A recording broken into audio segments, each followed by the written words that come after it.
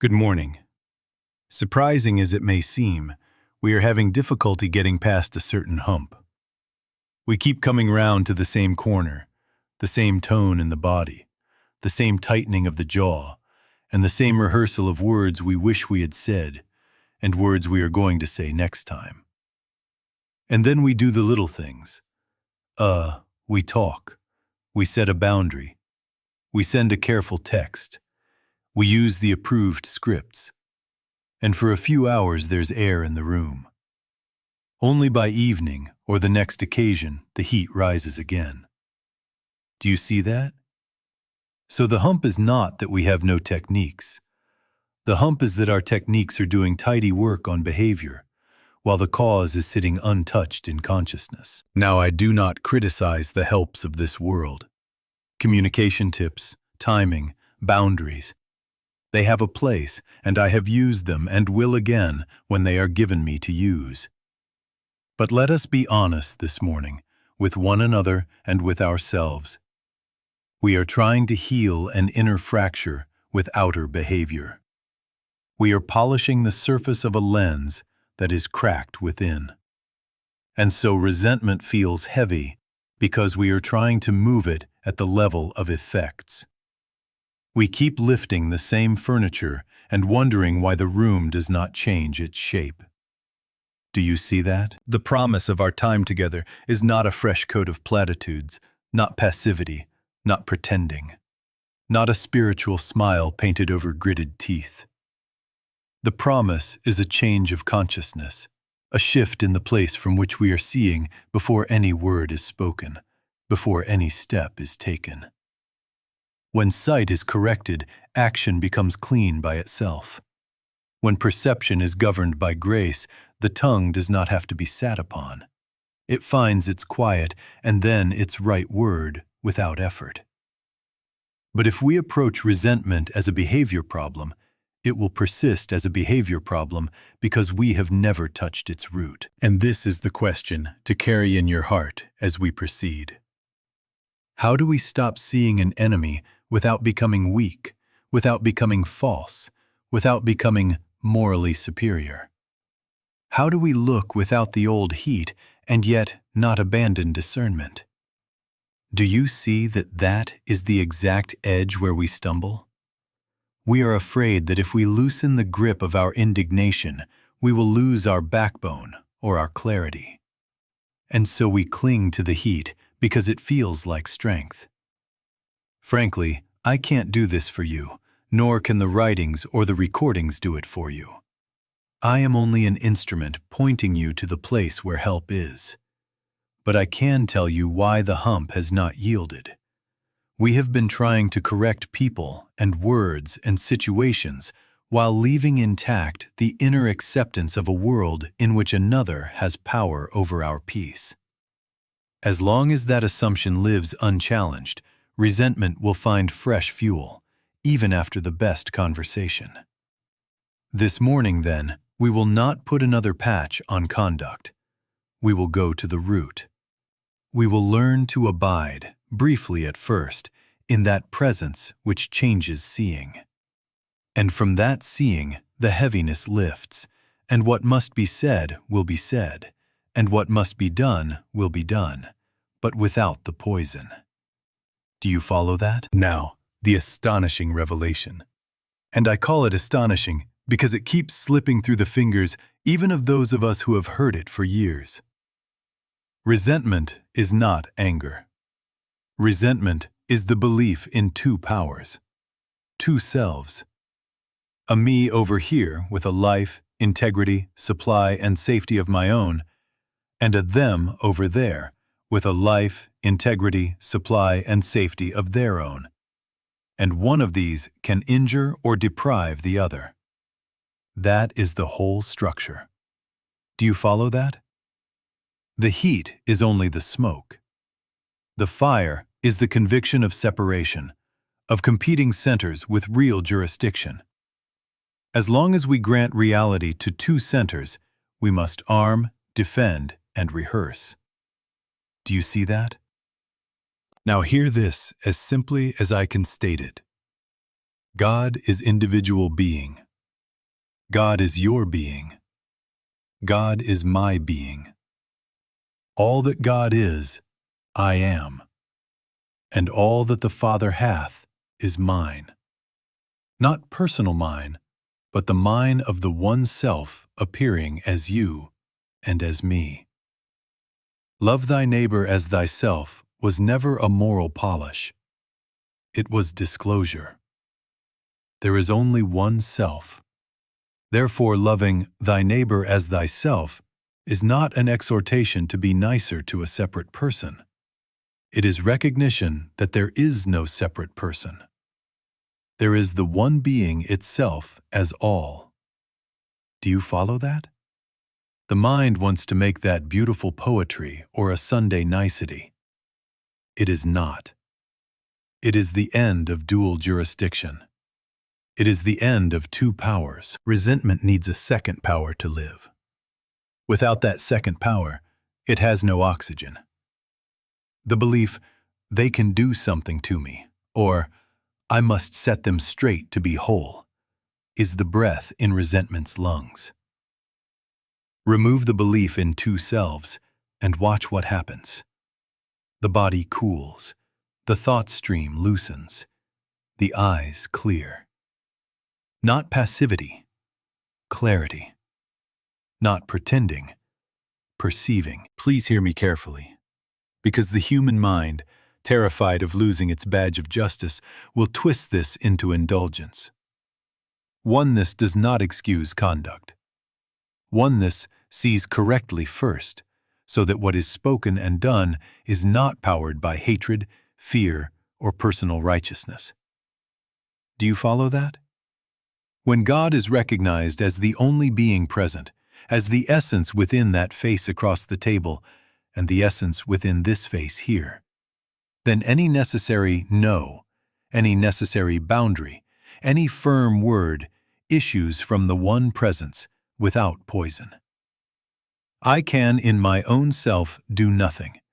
The Father within me, He doeth the works. That is not a pious line. It is the transfer of power from two to one. And so we are not asked to be saintly actors on a dualistic stage. We are asked to awaken, even momentarily, to the non-dual fact. One life, one law, one self. Let the mind object, let it bring its case files, then gently, inwardly, return. God is individual being.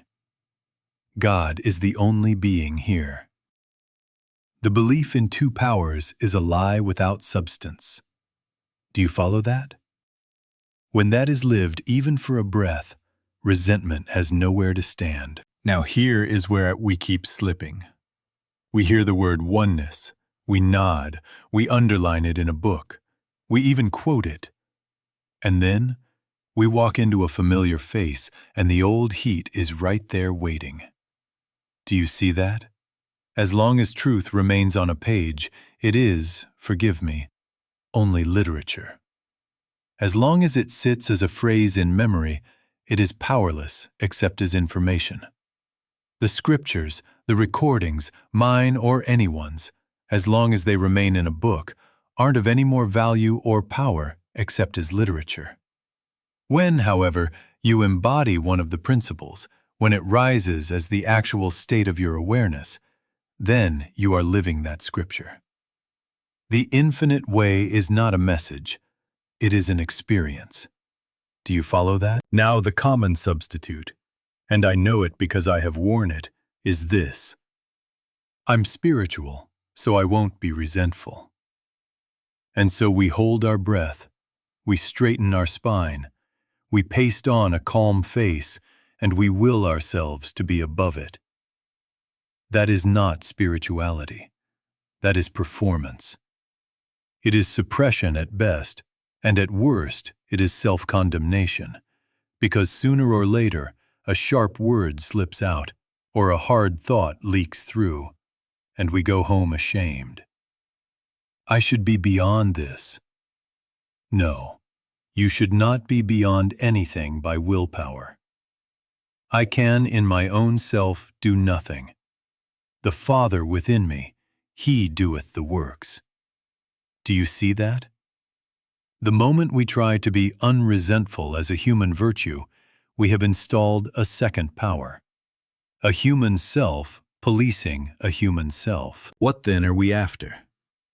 Not a nicer personality, not better technique. A standpoint. A shift so real that sight alters. Before you speak a syllable, the face before you is not an opponent, not a rival center, not a separate self with a private life against your own. It is the one self, the same life, appearing as that form.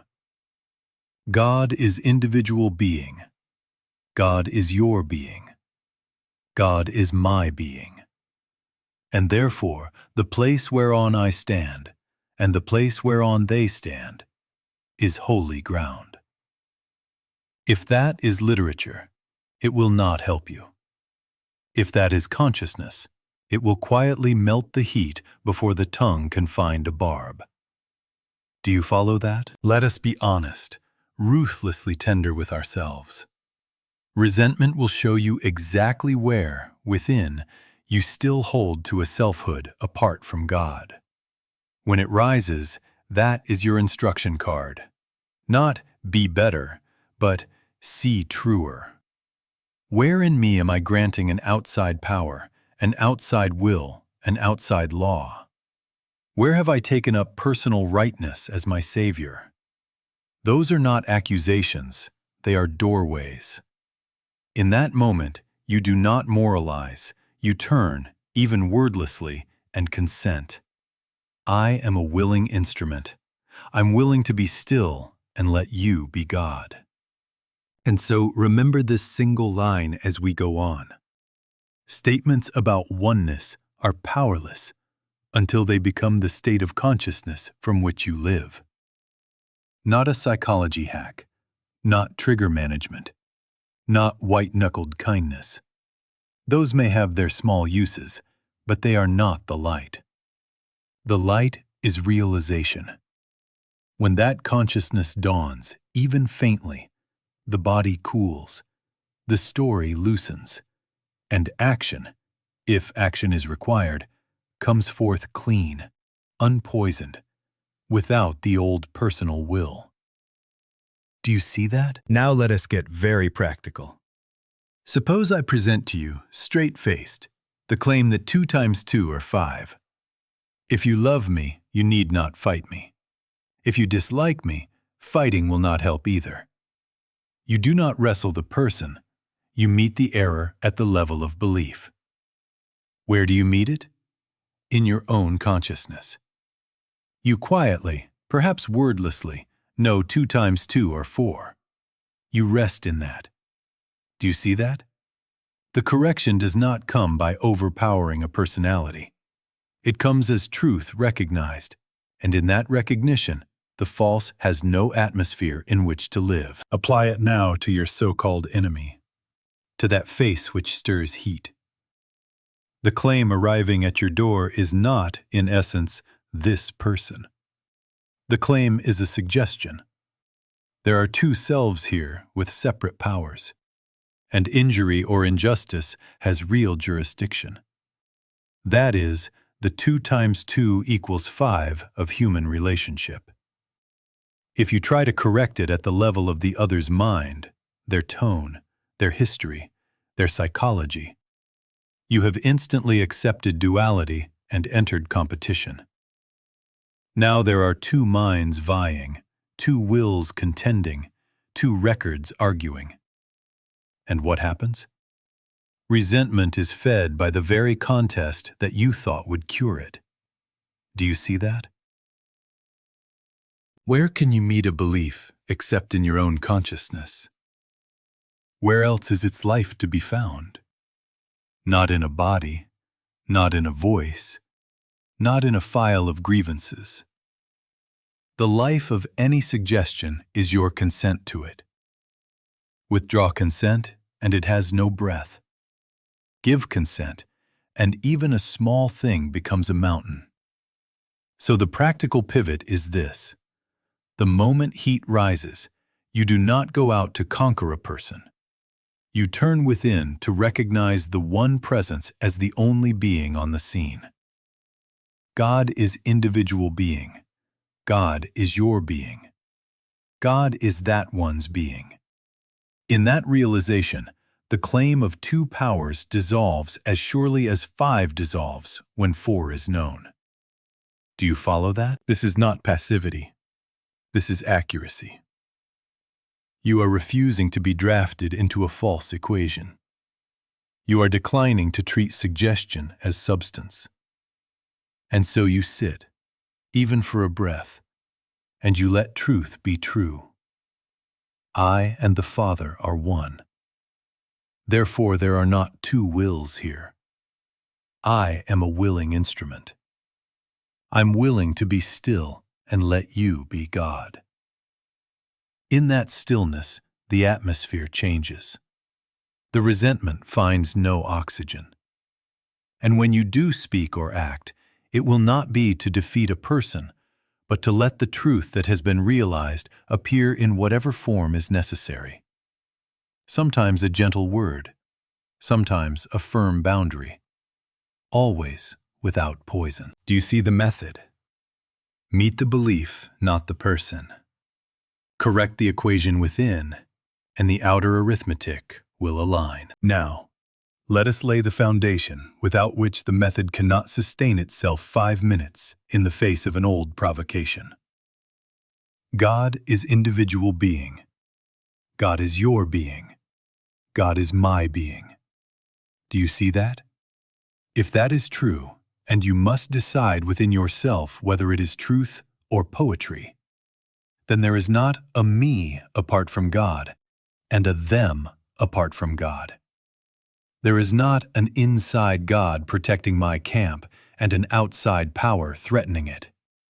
One being, one life, one law, individualized as you, individualized as that one who seems to stand opposed. Do you follow that? Love thy neighbor as thyself is not a sentimental comparison. It is a disclosure. As thyself, because there is one self. One I, uttering itself as many faces. The mind, wants to domesticate this into morality. I tell you, it is ontology. It is what is. And in that light, what becomes of resentment? Resentment requires two powers, a personal self I must protect, and a rival power that can injure it. But if God is individual being and there is no selfhood apart from God, then the so-called other cannot be an opposing power. The other is only an appearance of the one self, to be correctly met, not indulged, not excused, but correctly met as an appearance without jurisdiction over reality. Do you see that? Here lies the sting. Resentment feels justified because it stands guard over a private castle. My rightness, my hurt, my future. And oneness seems at first like a demand to drop my armor while the other still holds a sword. That is why the mind tightens. It whispers, if I release this heat, I will be weak. I will be naive. No. Oneness removes the right to hate, not the capacity to act wisely. It removes poison as motive, not discernment as function. When the one being is recognized as all that is present, a firm no arises without venom. A clear boundary appears without revenge. An action takes place without personal glory or fear. I can, in my own self, do nothing. The Father within me, He doeth the works. That is how clean action is born. Do you follow that? And now to the hump that catches us. But they really did it. Yes, appearances present themselves. Words were spoken, money was taken, trust was bruised. We do not become ostriches. We do not deny that forms appear. We deny their power to define reality. We deny that any act or actor stands as a second law beside God. Nothing can happen to me except what happens to God, for God is my being. Nothing can happen to that one except what happens to God, for God is that one's being. In that recognition, the event is stripped of its borrowed authority. It becomes a picture on the screen, not the light itself. Then you can meet it, address it, correct it, refuse it, without erecting a second power to hate. Do you see that? So begin here, now, inwardly. Not as recital, but as realization. God is individual being. God is my being. God is that one's being. The place whereon I stand is holy ground. The place whereon they stand is holy ground. As this settles, even a little, the enemy lapses from power into appearance, and you are free to act, not as a frightened private self, but as a willing instrument through which the one presence may appear as wisdom, as order, as justice, without poison. Now let me be crystal clear, because this is where the human mind tries to turn love into a doormat and truth into a mask. Oneness is not passivity, not pretending, not sitting in harm's way to prove your spirituality, not holding your tongue while your stomach burns. Oneness does not sentence you to silence. It frees your word.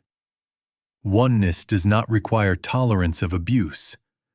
It requires the end of hatred as the motive. Do you see that?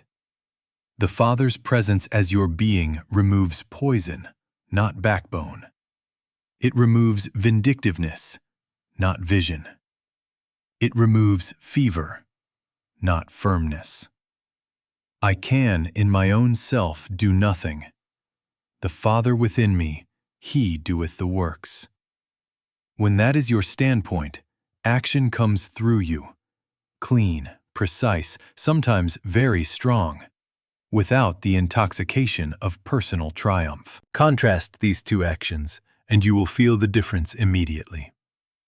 Action from resentment rehearses its lines at 3 a.m., counts imaginary jurors, craves the look on their face when you finally show them.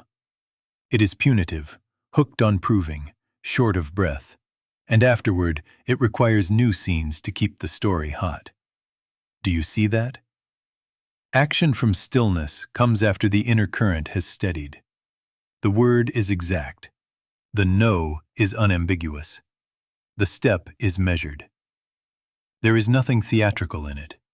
You do what is required, and the body does not tremble for applause or retribution. The act is done, and you are quiet. Which of these carries the signature of the One? Now, in principle, hear this as principle, not as a recipe. Saying no, filing a complaint, ending a contract, refusing entry, asking for repair or restitution. Every one of these can be the activity of grace rather than personal warfare. How?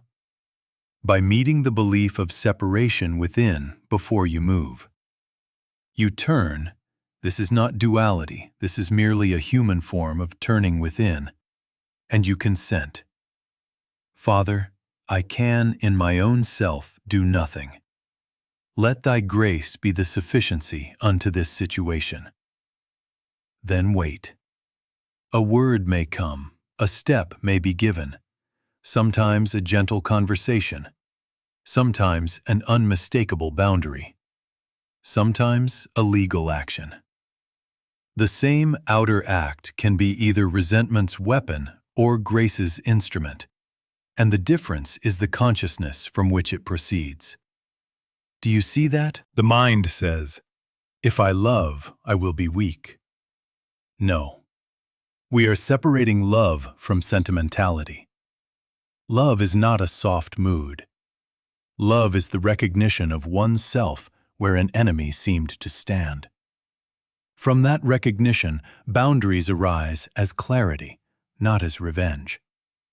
You close the door because there is no second power you must defeat, only a false equation you will not entertain.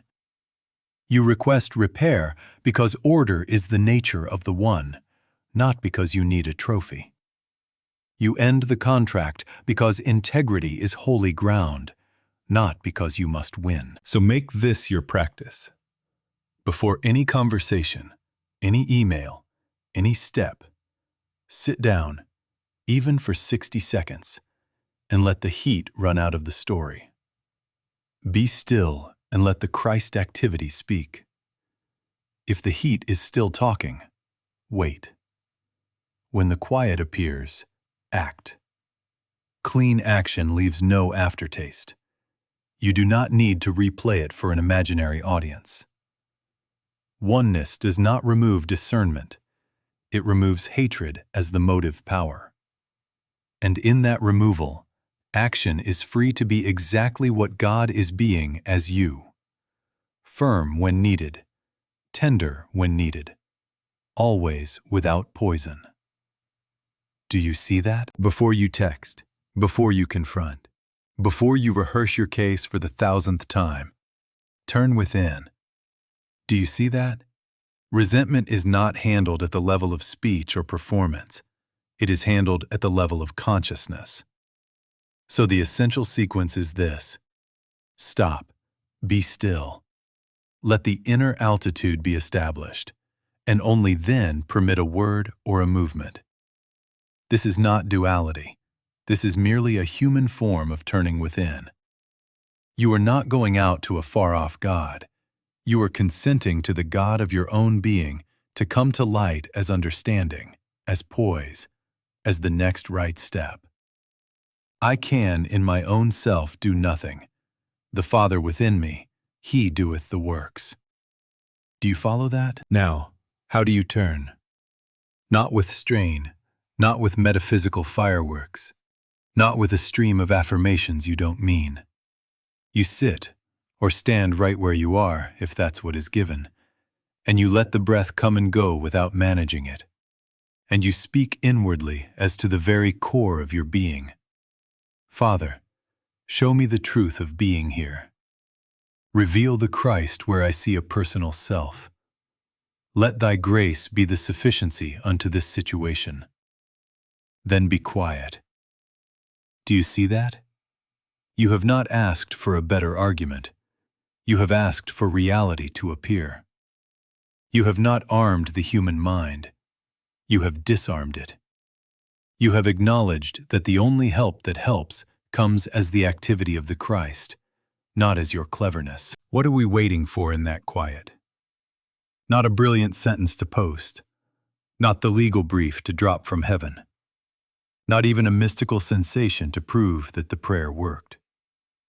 We are waiting for the inner settling, the place in which the compulsion to punish dissolves, in which the urgency to win relaxes, in which the sense of two powers loses its hypnotism. And in that quiet, sometimes in 30 seconds, sometimes after a few minutes, the clean next step appears. It appears as a simple, unmistakable inclination.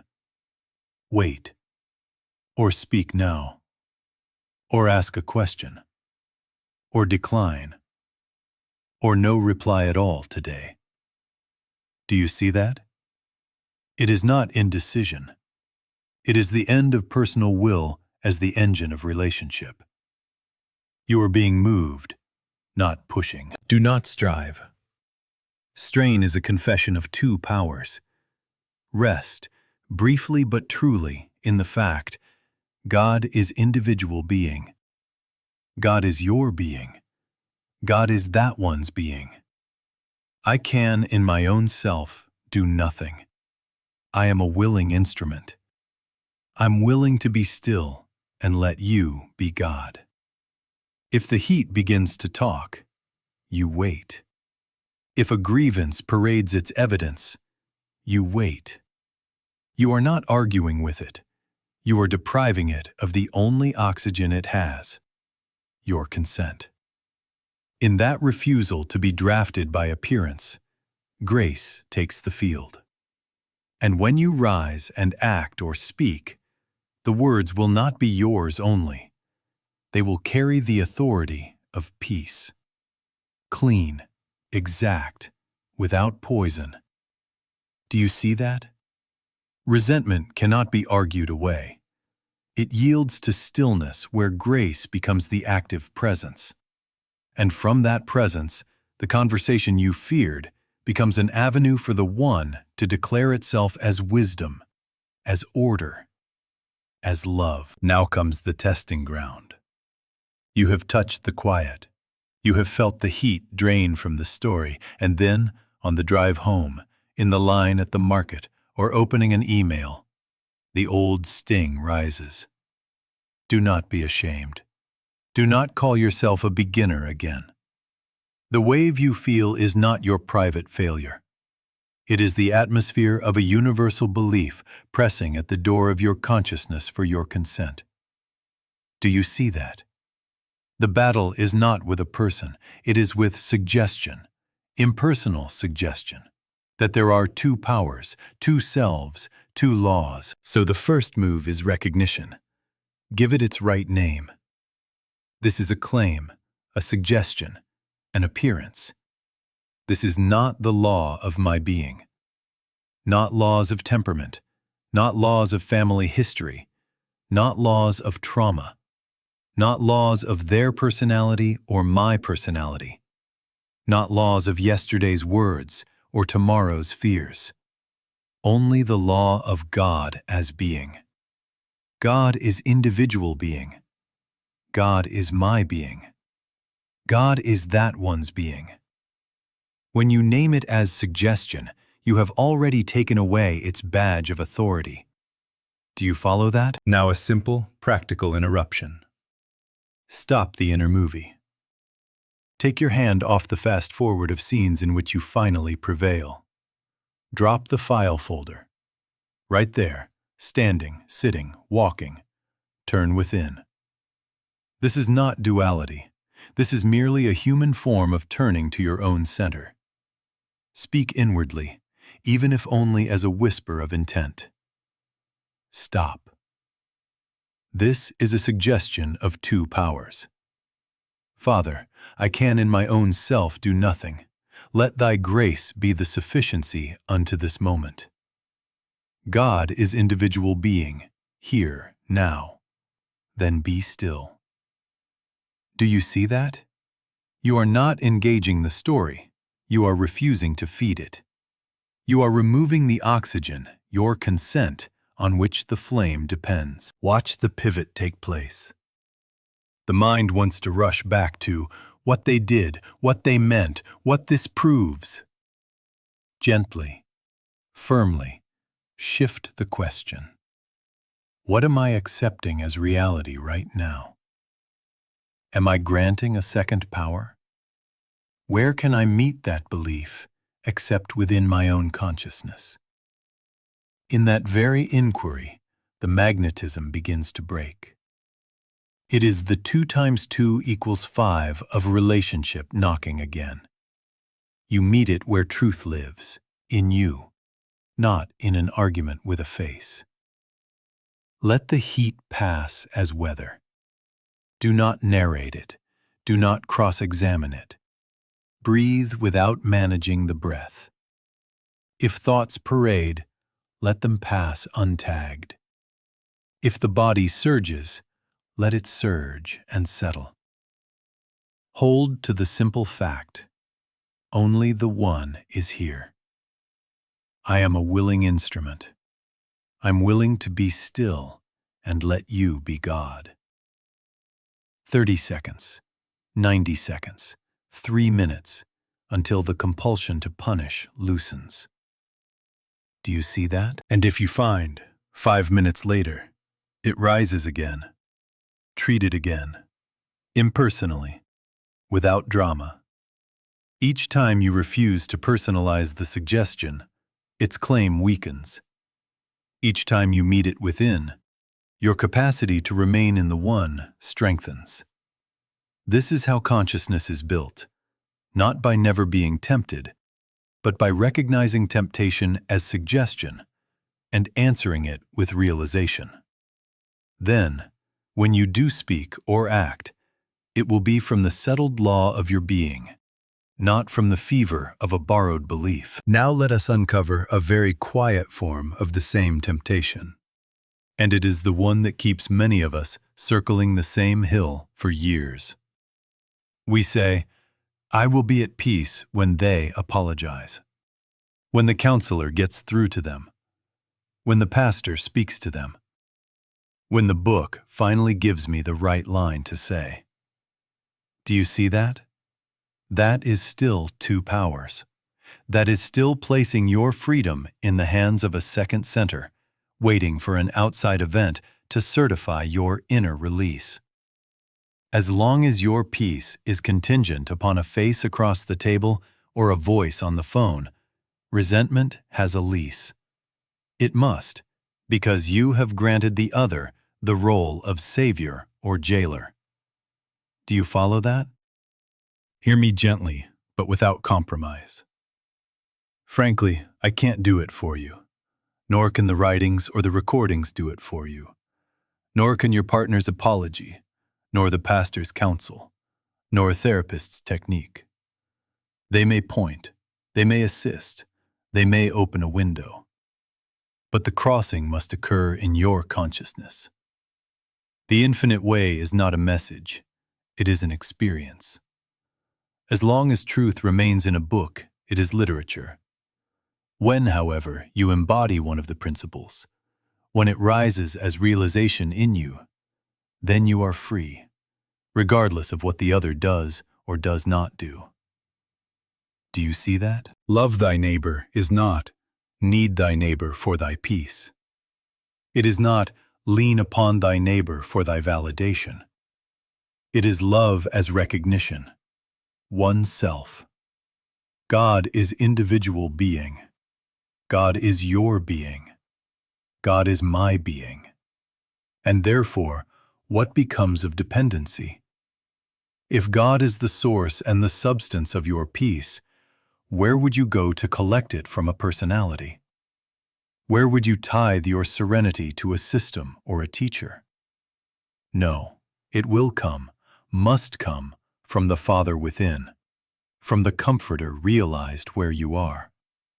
If I go not away, the Comforter will not come to you. Do you see that? Even the teacher must get out of your way so that you may discover the presence that does not come and go. A man or a woman sins when they leave you in the position of believing that you in any wise need them. And I would add, you sin against your own freedom when you assign your release to another's change. That hidden bargain, when they grow, I'll forgive, when they see, I'll soften, is a polite form of resentment. It is the same belief in two powers, dressed in respectable clothing. Lay it down. Turn within. Father, I can in my own self do nothing. Let thy grace be the sufficiency unto this heart. God is individual being, my being here, their being there. Do you follow that? Then decisions, whether to continue, to pause, to set a boundary, to walk away, are made from freedom, not from bargaining. You are not negotiating for breath. You already have breath. You are not waiting for permission to be whole. You are recognizing wholeness and letting action proceed from it. And if you ask, but where will I get the strength? I tell you, not from me, not from a group, not from a system, but from the one that is your life. I am a willing instrument. I'm willing to be still and let you be God. In that willingness, the Comforter takes his own, and your peace is established where no apology can add to it and no refusal can take from it. Do you see that? That is freedom from resentment, spiritual self-sufficiency, peace sourced within, not earned from the other. Now we come to the simple, homely thing that carries you over the hump. Not long vigils, not heroic undertakings, but 3 to 5 minute intervals, several times a day, in which you are not thinking about the conflict, not rehearsing the story, but abiding, consciously, in the recognition of one being. Do you see that? We are not fixing a person. We are establishing a standpoint. This is not duality. This is merely a human form of turning within. You sit, or you pause as you are, and you let these simple facts be present. There is one self here. God is my being. God is their being. I do not consent to two powers. I can in my own self do nothing. The Father within me, He doeth the works. Then be still. Make it concrete. On waking, 3 minutes before the world starts talking. There is one self here. God is individual being. God is my being. God is their being. Mid-morning. Step out of the stream for 3 minutes. Father, let thy grace be the sufficiency unto this day. Afternoon, when the body is tired and the mind is tempted to judge. I do not consent to two powers. Evening, a final 3 minutes. Only the one is here. I am a willing instrument. I'm willing to be still and let you be God. Do you see that?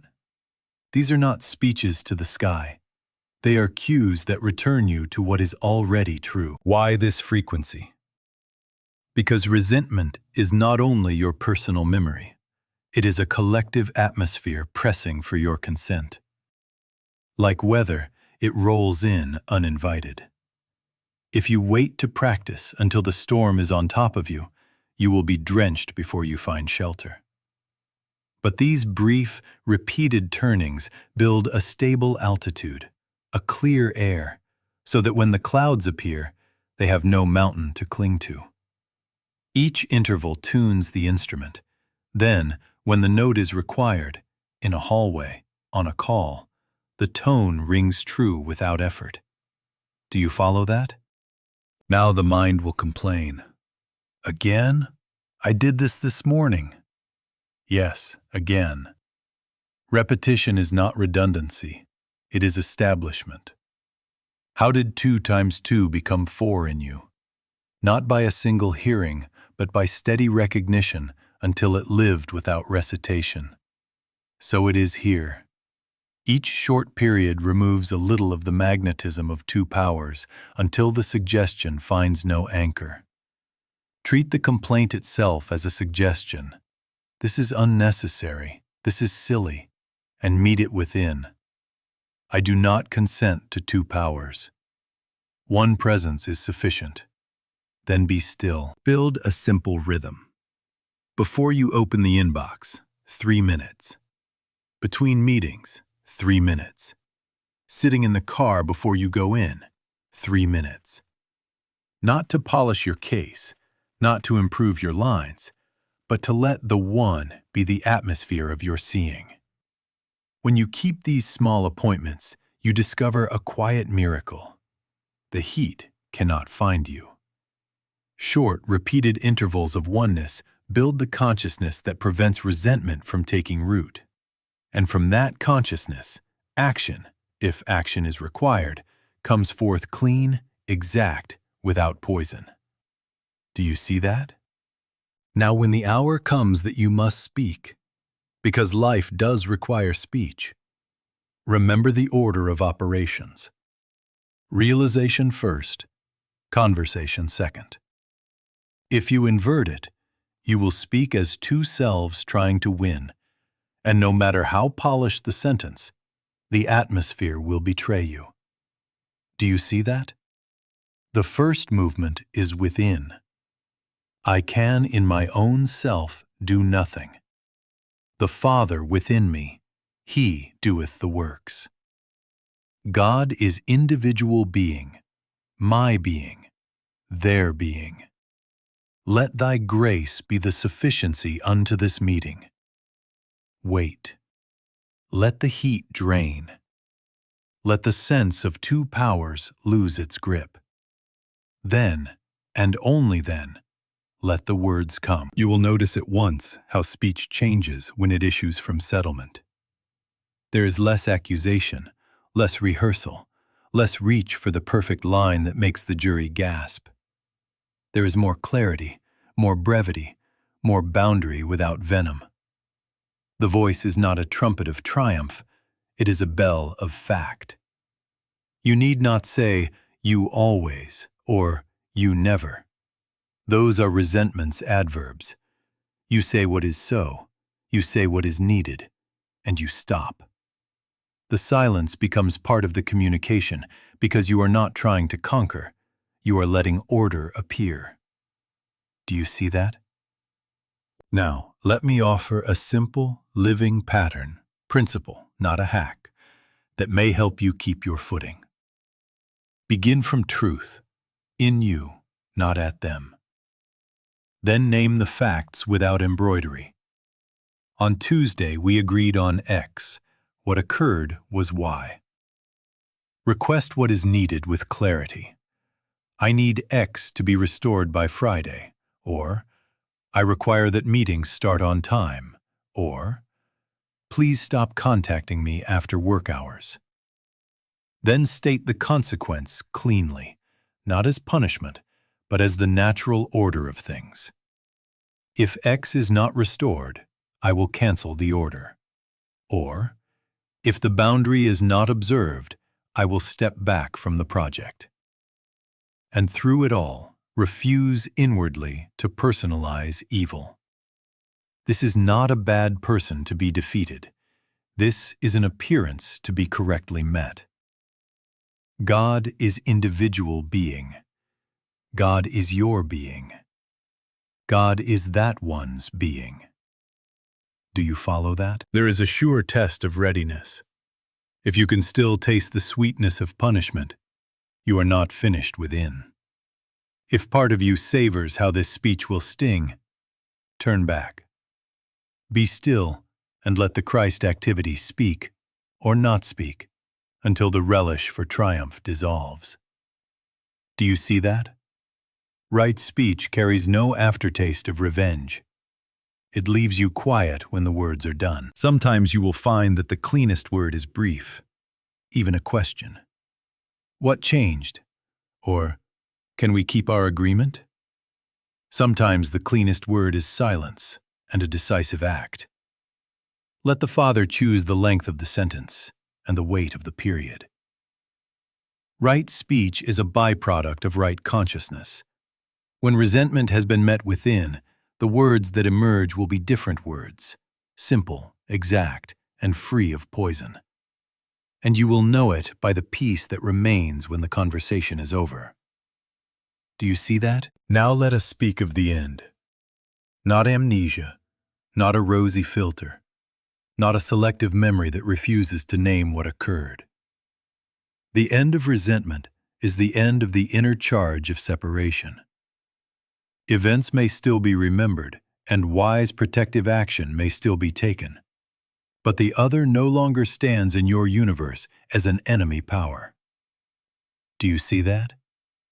The picture may remain on the screen, but the projector has changed.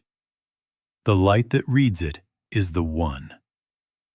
And so, while you may say no, set a boundary, seek repair, or step away, you do so from a peace that does not need a loser to verify its reality. This is the sealing of our opening claim.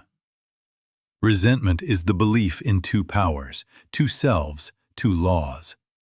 It is the mathematics of error, the 2 times 2 equals 5, that hypnotizes until you meet it where truth lives, in your consciousness. Oneness dissolves resentment, not by pretending that 5 is 4, not by covering over history, but by revelation lived. God is individual being. God is your being. God is my being. When this is no longer a sentence in a book, but the state from which you see, the animosity loses its jurisdiction. The impulse to punish falls through your fingers because there is no second center to strike. Do you follow that? Now do not measure your freedom by whether the mind occasionally flashes a scene from yesterday. Let it pass. Freedom is measured by motive and atmosphere. If the old picture comes and there is no appetite to wound, no sweetness in the thought of their humiliation, then you are tasting the end. If you can take a firm step without the fever to be right, you are tasting the end.